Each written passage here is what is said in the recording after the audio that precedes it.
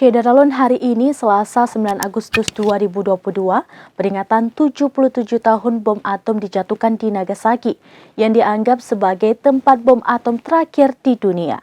Berikut informasi selengkapnya.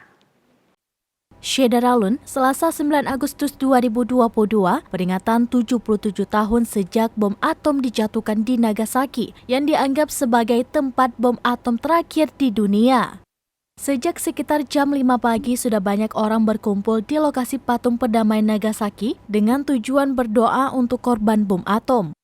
Hari ini yang menandai peringatan 77 tahun bom atom Nagasaki. Upacara peringatan 77 tahun bom atom Nagasaki dihadiri oleh para penyintas bom atom, Perdana Menteri Jepang Fumio Kishida, dan perwakilan dari berbagai negara. Tahun ini sekitar 1.700 orang diperkirakan akan hadir, lebih dari 3 kali lipat dari tahun lalu ketika skalanya dikurangi karena pengaruh virus corona.